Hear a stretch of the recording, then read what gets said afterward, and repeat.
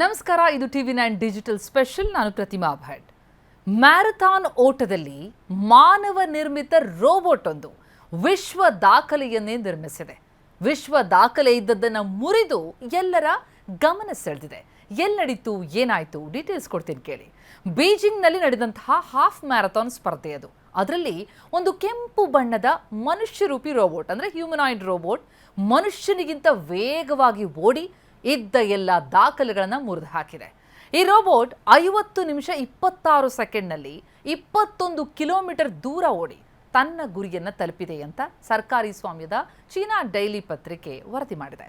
ಕಳೆದ ತಿಂಗಳು ಪೋರ್ಚುಗಲ್ನಲ್ಲಿ ಲಿಸ್ಟನ್ನಲ್ಲಿ ನಡೆದಂತಹ ಹಾಫ್ ಮ್ಯಾರಥಾನ್ ಅದು. ಉಗಾಂಡಾದ ಜಾಕೋಬ್ ಕಿಪ್ಟಿಮ್ ದಾಖಲೆ ಮಾಡಿತ್ತು, 57 ನಿಮಿಷ 20 ಸೆಕೆಂಡ್ನ ದಾಖಲೆ. ಆ ದಾಖಲೆಯನ್ನು ಈ ರೋಬೋಟ್ ಮುರಿದು ಹಾಕಿದೆ. ವೇಗವಾಗಿ ಓಡ್ತಾ ಇದ್ದ ವೇಳೆ ಈ ರೋಬೋಟ್ ಅಂತಿಮ ಹಂತದಲ್ಲಿ ಬ್ಯಾರಿಕೇಡ್ಗೆ ಡಿಕ್ಕಿ ಹೊಡೆದು ಕೆಳಗೆ ಬಿದ್ದುಬಿಡ್ತು.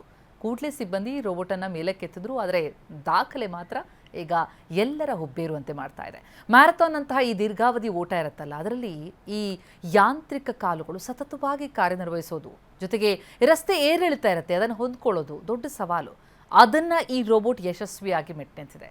ಕ್ರೀಡಾ ಕ್ಷೇತ್ರದಲ್ಲಿ ಮಾತ್ರವಲ್ಲ, ವಿಪತ್ತು ನಿರ್ವಹಣೆ ಮತ್ತು ರಕ್ಷಣಾ ಕಾರ್ಯಾಚರಣೆಗಳಲ್ಲೂ ಕೂಡ ಇಂತಹ ವೇಗವಾಗಿ ಓಡುವಂತಹ ರೋಬೋಟ್ಗಳು ಭವಿಷ್ಯದಲ್ಲಿ ಬಹಳ ಪ್ರಮುಖ ಪಾತ್ರ ವಹಿಸುತ್ತವೆ. ಮಾನವನ ದೈಹಿಕ ಸಾಮರ್ಥ್ಯಕ್ಕೆ ಯಂತ್ರಗಳು ಸವಾಲು ಹಾಕ್ತಾ ಇರೋದು ಈ ವಿಜ್ಞಾನದ ದೃಷ್ಟಿಯಿಂದ ಒಂದು ದೊಡ್ಡ ಮೈಲಿಗಲ್ಲು.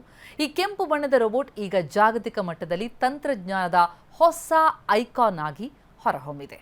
ಈ ಹ್ಯೂಮನಾಯ್ಡ್ ರೋಬೋಟ್ ಕೇವಲ ಓಡೋದು ಮಾತ್ರವಲ್ಲ, ಸಮತೋಲನವನ್ನು ಕಾಯ್ದುಕೊಂಡು ಮನುಷ್ಯರಿಗಿಂತ ವೇಗವಾಗಿ ಗುರಿ ತಲುಪಿರೋದು ಎಲ್ಲರನ್ನ ಚಕಿತಗೊಳಿಸ್ತಾ ಇದೆ.